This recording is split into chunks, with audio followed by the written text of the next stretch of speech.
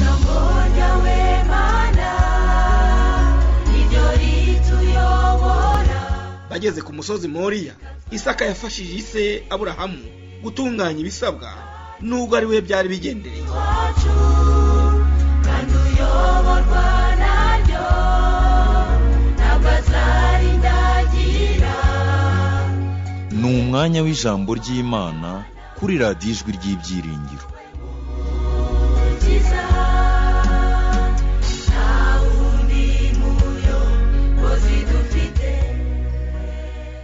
Nshuti nkunda, Imana mu rukundo rwayo yifuza kuduha imico yayo, kandi ikibikorera ni ukugira ngo tubane nayo tutishisha, tuyinezererwe, tuyishimire, tuzaturane nayo mu bwami bwo mu ijuru. Uyu rero ni wa mwanya w'ibyigisho. Nyemerera twicishe bugufi dusenge. Data udukunda, uradukunda, kuko iyo utadukunda ntuba waraducunguye mbere y'uko tubaho. Waducunguye mbere y'uko ducumura, utubabarizwa tutararushya tubabara. Uhabwa icyubahiro. Ni wowe wenyine ufite kuduha imico yawe kugira ngo dushobore gutsinda imico y'ikibi. Ntabwo twiga imico y'ikibi, ahubwo twiga imico y'icyiza. Imico yawe niyo twiga. Ibi nibyo tugiye gusesengura. Ndinginze cyane kugira ngo ubane natwe, uha umugisha buri wese uteze amatwi radiyo Ijwi ry'Ibyiringiro, kandi uyobore ibitekerezo byacu. Uha umugisha umuyobozi w'iyi gahunda kuri radiyo Ijwi ry'Ibyiringiro, abakozi bayo bose ubaha umugisha, kandi ukomeze urinde iyi tekinike, kuko ni wowe biri mu nshingano zayo. Twebwe ubwacu ntabwo twamenya uko ikoranabuhanga ribigenza, rishobora kubizambaguza, ariko wowe ufite kurinda ugafata imiyaga. Tubigushyize mu biganza. Aho iri jwi ryose rizagera, Data ukize imitima y'abaryumvise, tubisabye mu izina rya Yesu, amen. Nyemerera dusome amagambo aboneka mu gitabo cy'umuhanuzi Yesaya igice cya 26 ku murongo wa 9. Handitswe ngo, umutima wanjye wajya kugushaka nijoro, kandi nzajya nzindukira kugushakisha umutima, kuko amategeko yawe ari mwisi, abaturage bo ku isi biga gukiranuka. Yesaya 26 umurongo wa 9.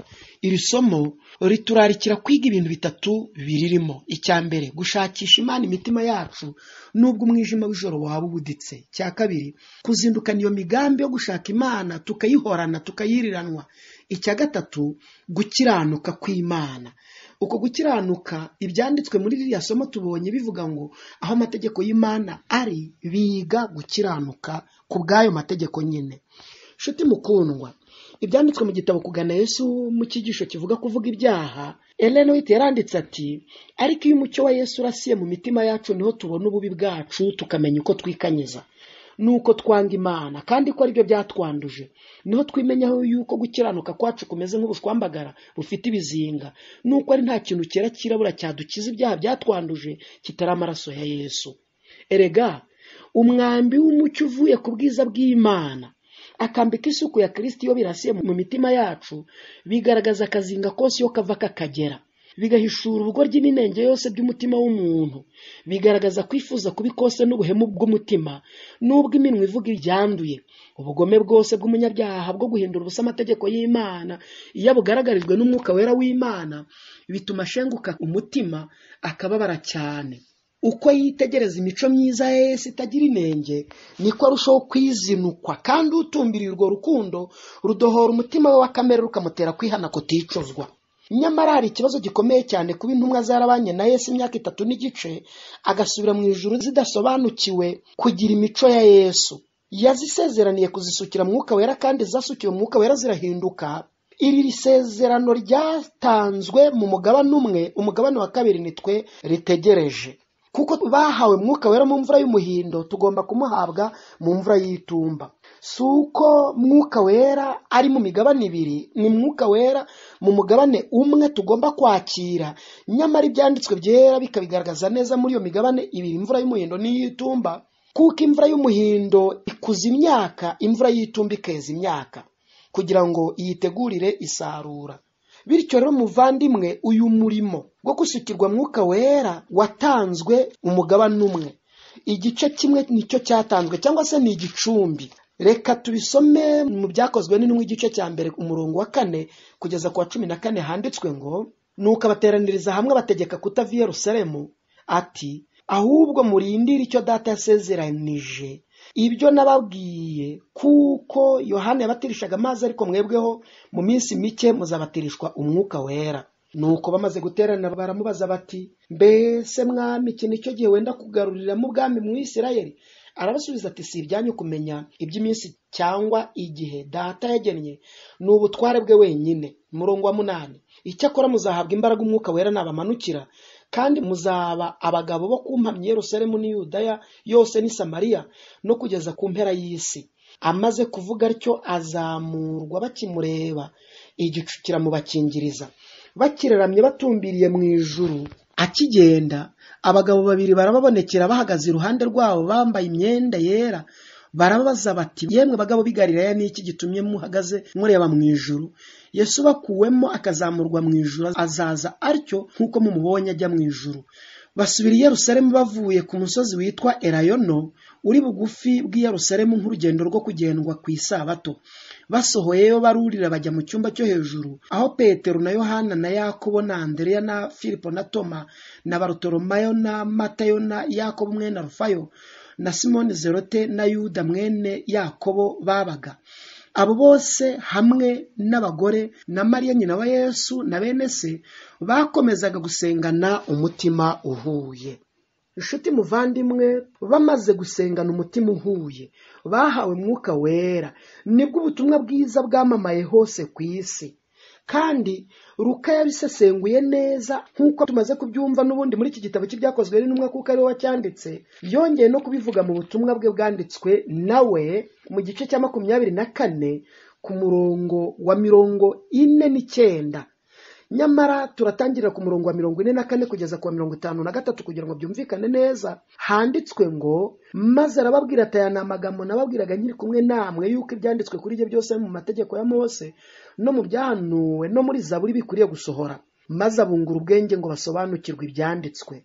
Ati, niko byanditswe ko Kristo akwiriye kubabazwa no kuzuka ku munsi wa gatatu, kandi ko kwihana no kubabarirwa ibyaha bikwiriye kubwirwa amahanga yose mu izina rye, bahereye kuri Yerusalemu. Uyu murongo wa 47 wumve neza kugira ngo usobanukirwe. Byanditswe ngo, kandi ko kwihana no kubabarirwa ibyaha bikwiriye kubwirwa amahanga yose mu izina rye, bahereye kuri Yerusalemu. Umurongo wa 48 uranditswe ngo, nimwe abagabo b'ibyo mugomba kubibera abahamya, mwebwe bamaze kwihana. Kandi dore ngiye kuboherereza ibyo data yasezeranye, ariko mugume mu murwa kugeza ubwo muzambikwa imbaraga zivuye mu ijuru. Abajyana hanze, abagezi Betaniya, arambura amaboko hejuru abaha umugisha. Akibaha umugisha atandukanywa nabo, ajyanwa mu ijuru. Nabo baramuramya basubirana i Yerusalemu umunezero mwinshi, baguma mu rusengero iteka bashima Imana. Aba bantu bavuzwa aha basukiwe mwuka wera, kandi ibyanditswe bitubwiye neza ko basenganaga umutima uhuye. Uriya mutima uhuye niwo nkeneye gusobanukirwa cyane byimbitse, kuko tumaze kubibona mu byakozwe n'intumwa igice cya 1 umurongo wa 14. Handitswe ngo, bakomezaga gusengana umutima uhuye, bahuzaga umutima n'inama, nk'uko tubibona mu byakozwe n'intumwa igice cya 2 ku murongo wa 4 ngo, bose buzuzwa mwuka wera batangira kuvuga izindi ndimi nk'uko umwuka wera yabahaye kuzivuga. Ariko ku murongo wa 1 akandikwa ngo, umunsi wa Pentekote usohoye, bose bari hamwe mu mwanya umwe, bahuje umutima. Nshuti muvandimwe, sinzi niba ibintu uri kubyumva neza. Bahuje umutima. Muri icyo gitabo cy'ibyakozwe n'intumwa igice cya 2 ku murongo wa 44 handitswe ngo, abizeye bose babaga hamwe bagasangira ibyabo byose, ubutunzi bwabo bwose n'ibintu byabo barabiguraga bakabigabanya bose nk'uko umuntu akennye. Kandi iminsi yose bakomezaga kujya mu rusengero n'umutima uhuye, n'iwabo bakamanyagura umutima, bakarya bishimye, bafite imitima itishama, bahimbaza Imana, bashimwa n'abantu bose. Kandi uko bukeye umwami Imana ikabongerera abakizwa. Izi mbaraga bazivanye hehe? Byumve neza no mu byakozwe n'intumwa igice cya 4 ku murongo wa 32 haranditswe ngo, abizeye bose bahuzaga umutima n'inama, kandi nta n'umwe wagiraga ubwiko ku kintu, ahubwo byose barabisangiraga. Ku murongo wa 33, kandi intumwa zagiraga imbaraga nyinshi zo guhamya kuzuka k'umwami Yesu. Nuko rero ubuntu bw'Imana bwinshi bukaba kuri bo bose. Ibi ibyanditswe biratubwira neza ko bari bahuje umutima, bari begeranye, basangiraga ibyabo, nta mukene wababagamo. None izi mbaraga bazivanye hehe? Ko bamaranye na Yesu imyaka 3 n'igice, ariko kamere ntaho yagiye, ko kamere yabo yari ikiri kamere, ikiri igisore. None izi mbaraga bazivanye hehe? Byumve neza, dore uko bari bameze. Icya mbere, bari abanyabwoba, kandi ibyanditswe mu byahishuwe igice cya 21 ku murongo wa 8 biravuga ngo ariko abanyabwoba n'abatizera n'abakora ibizira, n'abicanyi, n'abasambanyi, n'abarozi, n'abasenga ibishushanyo, n'abanyabinyoma bose umugabane wabo uzaba mu nyanja yaka umuriro n'amazuku, ariyo rupfu rwa kabiri. Bari abanyabwoba. None se ubwoba bwabo bwari bushingiye kuki? Nk'uko tubisoma muri Yohana igice cya 11 hatumenyesha neza ishingiro ry'ubwoba bwabo. Niba koko ubwoba bwari bufite ishingiro, Yohana igice cya 11 ku murongo wa 5 kugeza ku wa 8 haranditswe ngo Yesu yakundaga Mariya na mwene se na Lazaro, nuko yumvise ko arwaye asibira kabiri aho yarari. Maze iyo minsi ishize abwira abigishwa bati dusubire i Yudaya. Abigishwa baramubaza bati mwigisha, amambere abayuda bashatse kuba guterera amabuye, none usubiyeyo? Iki kibazo cyari ikibazo cy'ubwoba. Icya kabiri, Yuda yari umujura. Yohana igice cya 12 umurongo wa 3 kugeza ku wa 6 handitswe ngo Mariya yenda igice cy'indatira y'amavuta meza y'amadahano y'agati kitwa narada y'igiciro cyinshi cyane, ayasiga ku birenge bya Yesu, abihanaguza umusatsi we, inzu yose itamamo ayo mavuta. Nuko Yuda Isikariyote, umwe mu bigishwa wendaga kumugambanira, aravuga ati ni iki gitumye aya mavuta atagurwa idenari yo 300 ngo bazifashishe abakene? Umurongo wa 6 uravuga ngo icyatumye agira iryo fuhe, icyatumye atanga icyo gitekerezo muri ibyo birori, icyatumye ahinyura icyo gikorwa cya Mariya, icyatumye avuga aricyo si ukubabarira abakene, ahubwo nuko yari umujura, kandi ari we wari ufite umufuka w'impiya akiba ibyo babikagamo. Aya mabandi rero aragwiriye mu madini nk'uko Yuda nawe yari ameze, yari umujura.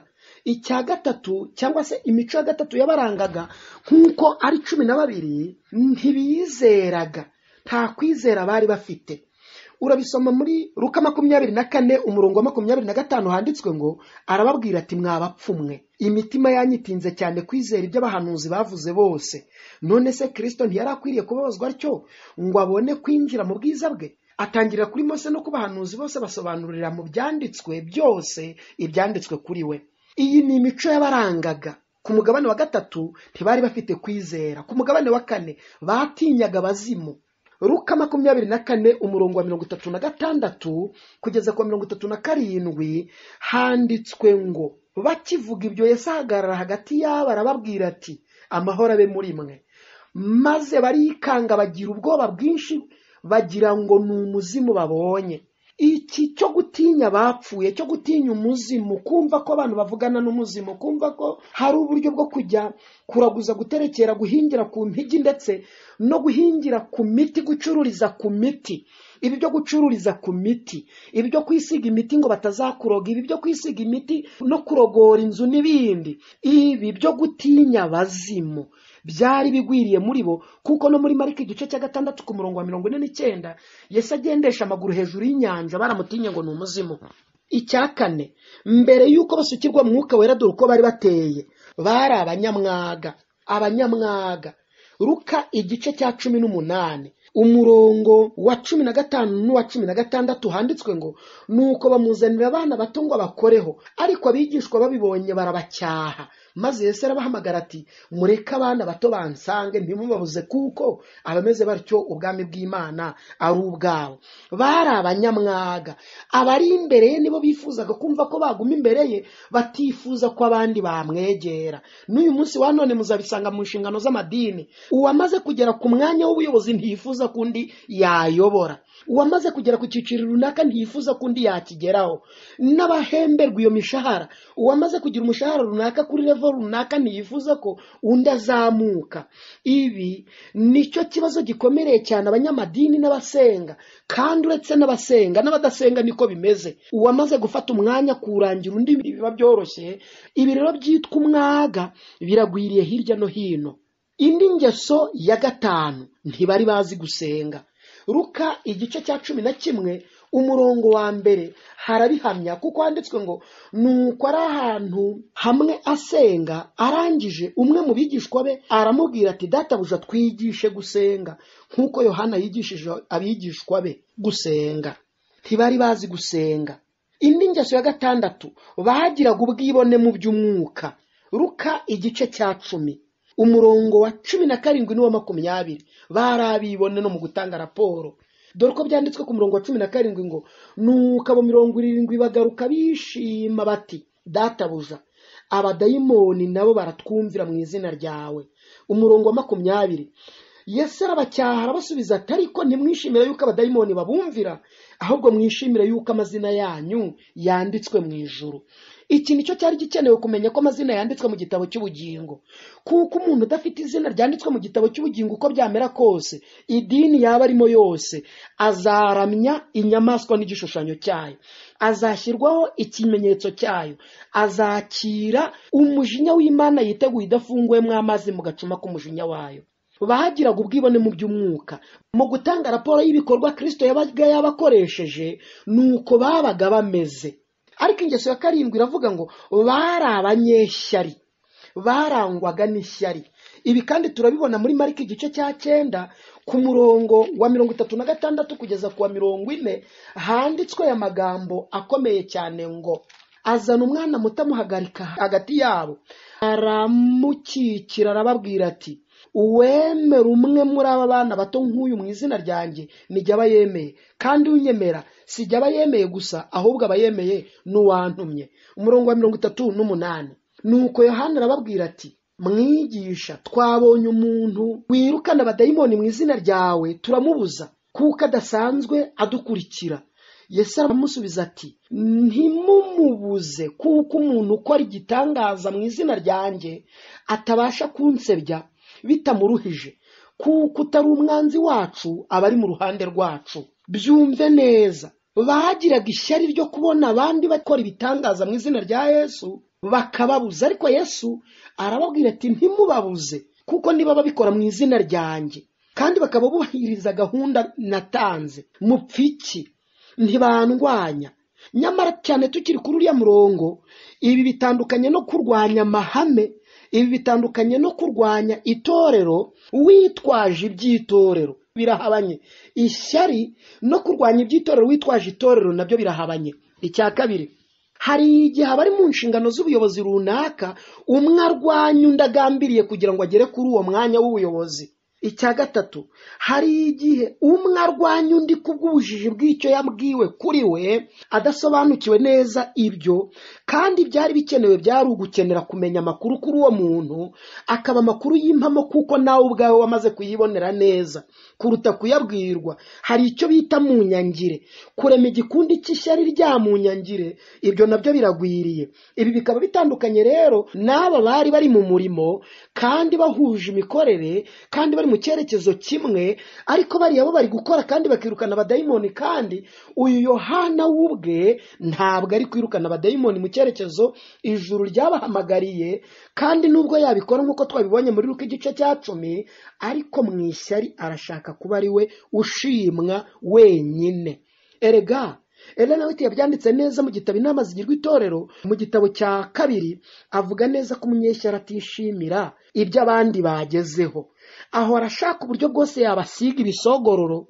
Ndavuga kuvugwa nabi, kubona aribo bajya habi, kubona aribo bagawa, kubona aribo bakinagazwa. Ntabwo umunyeshyari aba yishimira ko abandi bazamuka. Niko Yohana yari ameze hariya. Umva ikindi, bari abagome bahutiraho. Ibyo bisanga muri Luka igice cya 9 umurongo wa 51 kugeza ku 55. Hari isengesho rikomeye cyane basenze, kandi iryo sengesho ari naryo ryerekana neza icyerekezo bari bahagazemo.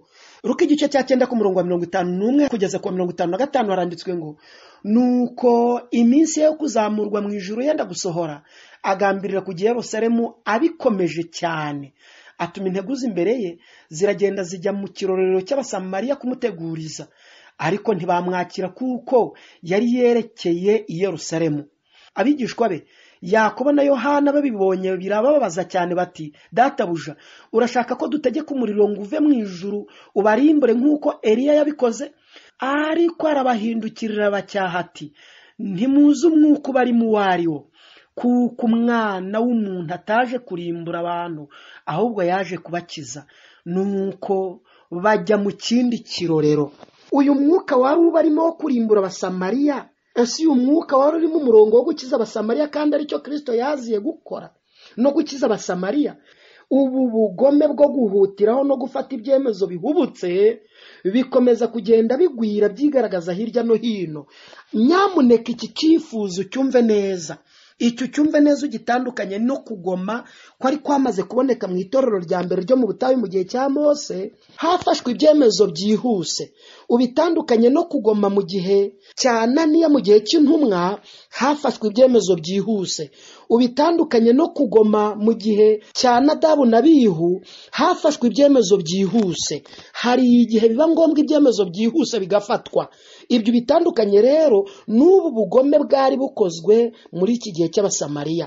Zamuka ubyitegereze ku ngingo ikurikiyeho. Bagiraga amakimbirane muri bo, bagiriranaga amakimbirane. Urabisanga muri Mariko igice cya 9 umurongo wa 33 kugeza ku wa 36 handitswe ngo, bagera i Kaperinawumu, yinjiye mu nzara babaza ati, icyo mwahoze mugira impaka tukiri mu nzira ni iki?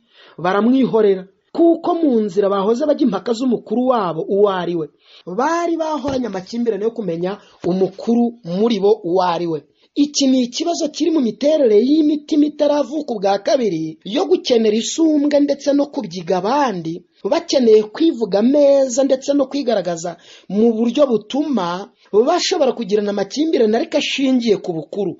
Hari ikindi bishyiraga imbere. Kwishyira imbere, sinzi niba ubyumva neza, kwishyira ku myanya y'imbere kuruta gushyira imbere mugenzi we. Ibyanditswe muri Mariko igice cya 10 ku murongo wa 35 kugeza ku wa 40 haranditswe ngo, nuko Yakobo na Yohana bene Zebedayo baramwegera baramubwira bati, mwigisha, turashaka ko uduha icyo tugusaba cyose. Arababaza ati, murashaka ko mbaha iki?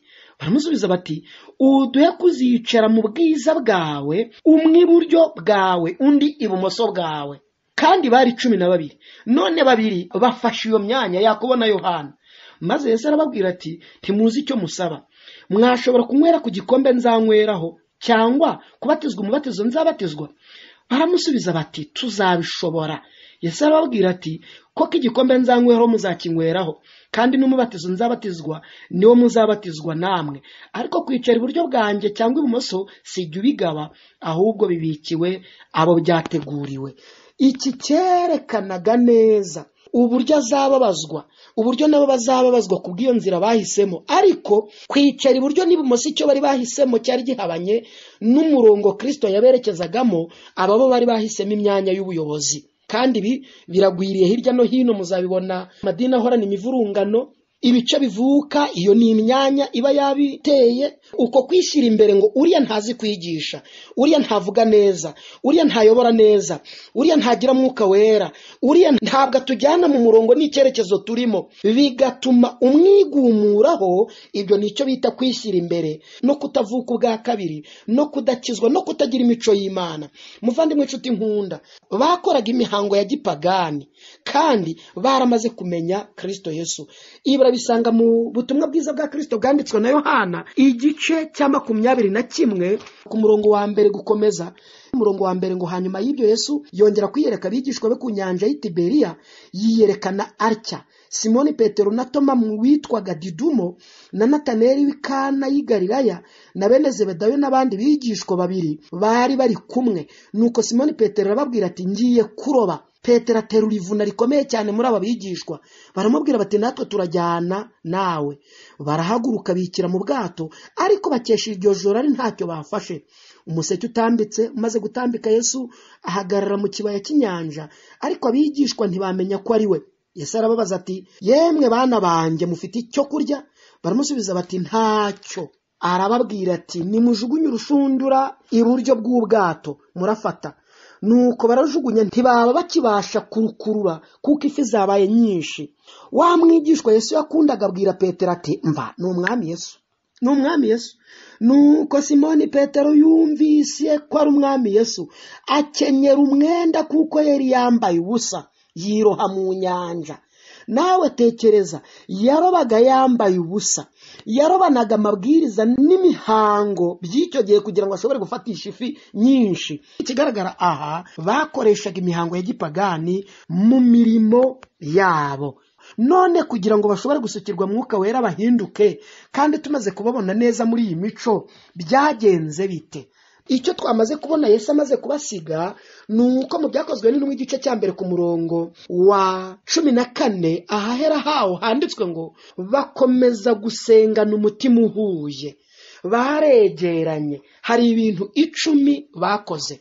Icya mbere, bari hamwe bashyizeho gahunda yo gusenga nk'uko tubibona mu gitabo Byakozwe n'Intumwa cyanditswe na Ellen White ku rupapuro rwa 25 handitswe ngo bari hamwe babwira Data twese ibyifuzo byabo binyujije mu izina rya Yesu. Iki ucyumve neza, babanje gukora icyo bita gushyiraho gahunda yo gusenga. Iwawe usenga ryari? Niba ushakisha gukiranuka kwa Kristo, niba ushakisha buriya butungane twamaze kubona mu gitabo cy'umuhanuzi Yesaya igice cya 26 umurongo wa 9 ngo gushakisha Imana umutima wawe wose nubwo umwijima waba ubuditse, no kuzindukana imigambi yo gushaka Imana ndetse no gushaka gutungana kw'Imana. Icya mbere bakoze, bashyizeho gusenga. Icya kabiri, basengana umwete kuko byanditswe ngo bafite ubwoba bwinshi barunamye barasenga. Icya gatatu, imitima yawo yicishije bugufi bihana by'ukuri, batura ibyaha basubiza ibyibano, barihana by'ukuri. Mu gihe uyu munsi wa none abavuga ko bashaka Imana usanga ari ukwihana kw'amajyejuru. Icya kane, bicuza kutizera kwabo. Iki nacyo ni ikindi, kwicuza kutizera. Icya gatanu, cyumve neza nshuti mukundwa, ukuri bari bagiye kongera kugaruka mu bwenge bwabo, ibitekerezo byabo, kandi buri wese yagusubiriragamo mugenzi we, bagirana ibiganiro byo kuganira ibyanditswe.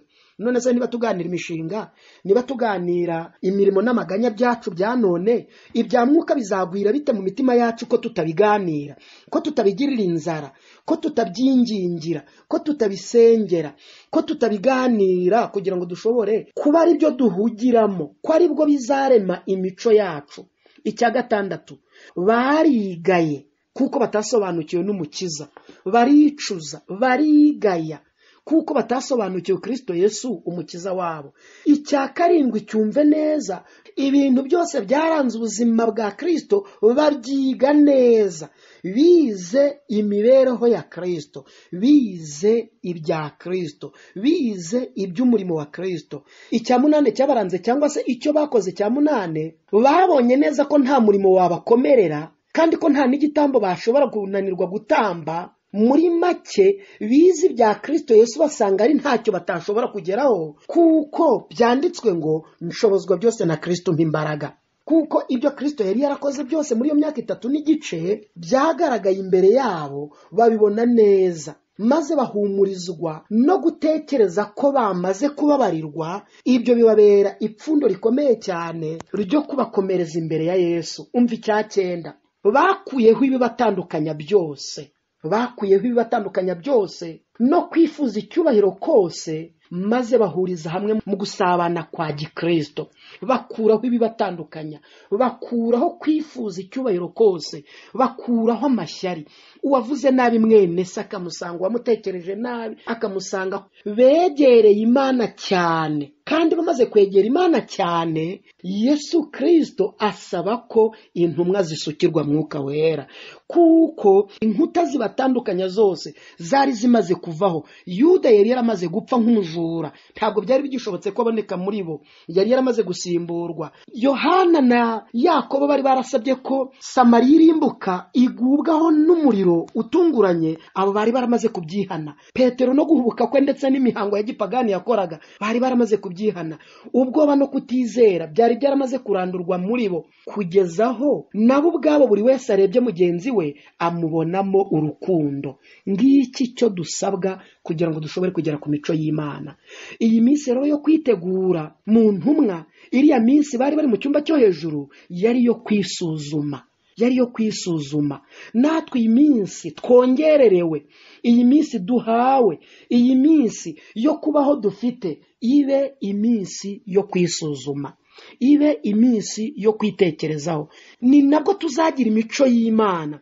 Iyo mico y'Imana rero yumve isobanurwa neza iyo dusomye ikigereranyo cy'amategeko y'Imana n'Imana ubwayo. Nibwo tuzagira iyi mico y'Imana. Byumve neza. Dusanga Imana ari umwuka.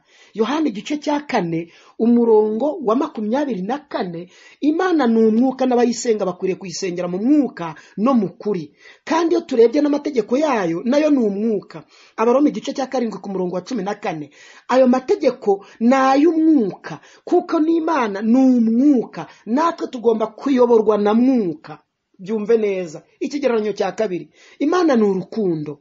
Urwandiko rwa mbere rwa Yohana igice cya 4 ku murongo wa 4, n'amategeko yayo ni urukundo. Matayo igice cya 22 umurongo wa 37 kugeza ku wa 40, amategeko y'Imana ni urukundo. Kandi niba Imana ari urukundo ikaba muri twe, ibyayo bikaba muri twe, tuzakundana. Ntabwo uzakundira umuntu kuko bikwiriye kumukunda, ntabwo uzakundira umuntu kuko ari mwene wanyu mufitanye amasano runaka, uzamukundira kuko Kristo yamutanzeho byinshi.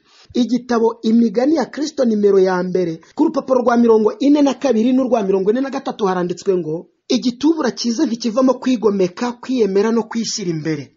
Urukundo rukomoka mu ijuru ntirwikunda kandi ntiruhindagurika, ntirwihimbaza. Ufite ubuntu bw'Imana ntakundira abandi kubera ko bamusingiza, ahubwo abakundira ko Kristo yabatanzeho byinshi. Nubwo imigambi ye, amagambo ye cyangwa se ibikorwa bye byakwakirwa nabi, ariyumanganya agahora, yicisha bugufi, agahora yiringira imbabazi n'urukundo rw'Imana gusa. Ubuntu bwa Kristo bumumaramwo ubukana kandi bugahindura ijwi rye. Guhinduka kwe kugaragarira mu magambo meza y'ikinyabupfura avuga akomeza bagenzi be. Imibereho ye igira impumuro nziza. Umva muvandimwe, igitubura cy'ukuri kw'ijambo ry'Imana gitunganya ibikocamye umunyabuguga agahinduka umunyabuntu, gihumanura ibihumanyu wari ufite kamere ya kimuntu akagira kamere ivuye ku Mana. Kuva ubwo umuntu agatangira kubahira Imana mu ngeso ze. Iyo habayeho guhinduka kumeza gutyo rero, abamarayika baranezerwa, bagatera indirimbo z'ibyishimo, kandi Imana igashimishwa n'imitima ikora ibyo gukiranuka. Aya magambo aboneka mu gitabo cyitwa Imigani ya Kristo, cyanditswe na Ellen White, umuzingo wa mbere ku rupapuro rwa 42 kugeza ku rwa 43. Ntabwo umukundira kuko akwiriye gukundwa kuko Abigayili ntiyakunze Nabali kuko akunze ubunabari bwe, yamukundiye kuko Nabali akwiriye gukundwa kuko yacunguwe. Nshuti muvandimwe, iyi mico ya Kristo imaze kuboneka kubwo kuvuka bwa kabiri no kwakira Kristo mu bugingo bwawe, ugira urukundo. Kandi tumaze kubona ko n'amategeko y'Imana ari urukundo. Icya gatatu, Imana ni ukuri. Nkuko tubibona muri Yohana igice cya 14 umurongo wa 6, Yesu ati ninjye nzira ukuri n'ubugingo, n'amategeko yayo ni ukuri. Nkuko tubibona muri Zaburi 119 umurongo wa 142, urangwa n'ukuri, ukenyera ayo mategeko, ukenyera uko kuri kukaba ariko kukuranga. Ikigereranyo cya 4, Imana irakiranuka. Urwandiko rwa mbere rw'Abakorinto igice cya mbere ku murongo wa 30, n'amategeko yayo arakiranuka. Zaburi 119 umurongo wa 172, n'ibyo ukora byose ugomba gukiranuka kuko amategeko y'Imana yanditswe mu mutima wawe, nk'uko byanditswe ngo nzandika amategeko yanjye mu mitima yanyu. kandi iryo sezerano rihabwa uwamaze kuvuka ubwa kabiri. kandi uku kuvuka ubwa kabiri si igikorwa gikorerwa mu mashyamba, si igikorwa gikorerwa ahantu runaka wagennye, kandi si igikorwa ushyiraho formulaire ngo abantu bose bagendere muri uwo murongo washyizeho. ni igikorwa cya Mwuka Wera gikorerwa umunyabyaha ugambiriye gushaka Imana uko umurongo w'ibyanditswe byera uteye mu buryo budahinduka. byumve neza, Imana irera. icyo ni ikigereranyo cya 5. Yesaya igice cya 6 ku murongo wa 3, Uwiteka arera n'amategeko ye arera. Abaroma igice cya 7 ku murongo wa 12, n'uwamaze kwandikwamo ayo mategeko mu mutima we arera, ibyo akora byose biba ari ibyera. kandi wibuke neza ko iyo ariyo mico Adamu yazimije amaze gucumura. Ikigereranyo cya 6, Imana iratunganye. Matayo igice cya 5 umurongo wa 48, n'amategeko yayo aratunganye. Zaburi ya 19 umurongo wa 7, kandi natwe duhamagarirwa kuba dutunganye nk'uko Data wo mu ijuru atunganye, n'ibikorwa byacu akaba ariko bimera. Ikigereranyo cya 7, Imana ihoraho iteka ryose. Zaburi ya 29 umurongo wa 10, n'amategeko yayo ni ay'iteka ryose. Zaburi 111 umurongo wa 7 kugeza ku wa 8, kandi natwe tuzabaho iteka ryose, nk'uko ibyanditswe muri Yohana igice cya 11 ku murongo wa 25 n'uwa 26 habisobanura. Muvandimwe inshuti nkunda, ikigereranyo cya 8, Imana ni nziza. Muri Luka igice cya 18 umurongo wa 19, n'amategeko yayo ni meza. Abaroma igice cya 7 ku murongo wa 12, n'umwana w'Imana aryohera abaturanyi be, aba mwiza. Nta muntu w'Imana uhinduka ingurumbanya, ntahinduka impirimbanyi, ntahinduka umunyamahane, ntahinduka umunyarugomo, ntahinduka uhiringuturanya n'abayobora cyangwa abamuyobora. Ikigereranyo cya 9, Imana ni nyakuri. Gutegeka kwa 2 igice cya 32 ku murongo wa 4, n'amategeko yayo ni ay'ukuri. Abaroma igice cya 7 ku murongo wa 12, n'uwamaze kuvuka ubwa kabiri ahinduka uw'ukuri. Ntabwo umubaza ngo uyu munsi mwari muri gusenga ngo gusubize ngo yango ni umuntu nere nasuye. Icyo ni ikimenyetso cy'ibinyoma. Ntabwo anegurana, ntabeshya. Icyo avuze cyose kiba kiri mu kuri kandi kidakikiye, kandi ntavugira kwihonga, nta nubwo avugira kwereka abandi ko ari we mukiranutsi, ahubwo ahora ahinda umushyitsi ashaka ko yagera ku butungane nyakuri. Ukugororwa no gucyahwa kose iyo kumukorewe akumva neza. Ikigereranyo cya 10 kiratubwira ngo Imana iraboneye. Urwandiko rwa mbere rwa Yohana igice cya 3 ku murongo wa 3, n'amategeko yayo araboneye. Zaburi ya 19 ku murongo wa 8, n'uyu muntu azaba aboneye kuko amategeko y'Imana murimo. Ikigereranyo cya 11, Imana ntihinduka. Maraki igice cya 3 ku murongo wa 6, n'amategeko yayo ntahinduka. Matayo igice cya 5 ku murongo wa 18, n'umuntu w'Imana ntahinduka. Ntabwo aba yaratangaga icya 10 imbere ya korona ngo yibuze kugitanga muri korona, kandi atabonye umurongo ugaragaza ko korona ariyo rangira ry'imbabazi ko umurimo warangiye kandi umurimo ugikomeje. Icya mbere arahinga, icya kabiri arishyurwa, icya gatatu yishyurwa kuri mobile money cyangwa se kuri momo, icya kane aracyafite uburyo ubwo aribwo bwose bwo kuba ari mu mitungo ye. Ni gute yashoboye guhinduka kandi akaba ari kuvuga ko yavutse ubwa kabiri? Imana ntihinduka, uwakiriye Yesu ntahinduka, n'amategeko y'Imana ntahinduka. Uwamaze kwakira imico y'Imana rero nawe ntahinduka. Iyo wamaze kugaragaza ko wahindutse, icyo ni ikimenyetso neza ko wafashe izindi nyigisho. Icya kabiri, isabato ntihinduka, haba mu buhungiro, haba mu buvumo, haba n'ahandi, haba mu mudendezo, haba muri korona n'ahandi. Waba uri ku rusengero, waba utari ku rusengero, niba uyu munsi wa none utakitegura isabato warahindutse. Niba uyu munsi wa none ubeshya warahindutse. Niba uyu munsi wa none uri kurya ibyo utaryaga mbere yuko wakira ubutumwa bwiza warahindutse. Imirire yawe irahinduka, imivugire yawe igahinduka, imikorere yawe igahinduka, kandi igahinduka mu cyerekezo Imana ishaka ko uhindukamo. Kandi iyo umaze guhinduka ugahagarara nk'uko Imana ihagaze iteye, ntabwo usubira inyuma ngo wongere ujye mu byo wari wararetse noneho wongere wihamye kuri umukiranutsi. Byumve neza, intumwa uko zakomezaga kujya imbere ni nako zarushagaho gukomeza guhamya, ntabwo zagaragazaga gusubira inyuma no kujahagurika nk'uko ibyanditswe byera bikomeza kugenda bibihamya. Mu Bafilipi aho Pawulo yahamije ubuhamya mu Bafilipi igice cya 3 ku murongo wa 7 ngo nyamara ibyarindamu yanjye nabitekereje ko ari igihombo ku bwa Kristo, ndetse n'ibintu byose mbitekereza ko ari igihombo ku bw'ubutunzi butagira akagero, ari bwo kumenya Yesu Kristo. Kubw'uwo nahombye ibyanjye byose, ndetse mbitekereza ko ari amase kugira ngo ndonke Kristo, kandi mboneke ko ndi muri we, ntafite gukiranuka kwanjye kuva mu mategeko, ahubwo mfite ukuzanwa no kwizera Kristo. Ariko gukiranuka kuva ku Mana guheshwa no kwizera, kugira ngo menye n'imbaraga zo kuzuka kwe no gufatanya imibabaro ye no kujya nshushanywa no gupfa kwe, ngo ahari ngere ku muzuko w'abapfuye. Si uko maze guhabwa cyangwa ngo mbe maze gutunganywa rwose, ahubwo ndakurikira kugira ngo ahari mfate icyo Kristo yamfatiye. Bene data, sinibwira yuko maze kugifata, ariko kimwe cyo nibagirwa ibiri inyuma ngasingira ibiri imbere, ndamaranira kugera aho dutanguranwa ngo mpabwe ingororano zo guhamagara kw'Imana muri Kristo Yesu ko avuye mu ijuru. Uyu mwana w'Imana rero ntahinduka, ngo ahindurwe n'ibihe, ahindurwe n'aho ageze, ahindurwe n'ababana nabo, ahindurwe n'ibyo abona. Nk'uko Imana idahinduka, nk'uko amategeko yayo adahinduka, niko amaze kwandikwa ayo mategeko akaba yaramaze kuvuka ubwa kabiri, atwaranira kuba muri ya mico idahindagurika. Ntabwo ahindagurika ngo ahindurwe n'ibihe, ngo ahindurwe n'aho ageze. Urugero rufatika rwumve neza, niba ubutumwa bwiza bw'ukuri koko bubatura umutima utwaye ari bwo, ntabwo washobora guhindurwa na COVID-19 ngo uvuge uti mbere natangaga icya 10 nkiranuka, ariko uyu munsi wa none sindi butanga icya 10 kuko ntafite umuyobozi, ntabona umuyobozi. Oya, n'icyo cya 10 urakibika kuko utari kubona umuyobozi. None se mu buhungiro nagiye nganira n'abantu benshi abo nigishije hatandukanye, batubwiraga ko bazigamaga icya 10 mu gihe babaga batarabona ubuyobozi bw'itorero, bamara gushyirwaho inzego z'ubuyobozi bagaterura icya 10 bakagitanga bakakibaha. None wowe wahindutse ute ukaba uri kwitwaza ubutumwa bwiza? Icyo si ukuri. Byumve neza, muri Yohana igice cya 14 ku murongo 26 uranditswe ngo ufite amategeko yanjye akayitondera ni unkunda, kandi unkunda azakundwa na Data, nanjye nzamukunda mwiyereke.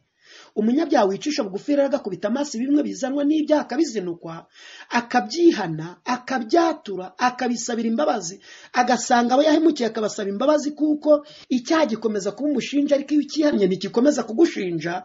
Agahindukirira ukuri, agakomeza amategeko y'Imana Data wa twese na Yesu Kristo na Mwuka Wera baba muri we, bakabana nawe, nk'uko byanditswe muri Yohana igice cya 14 ku murongo wa 23.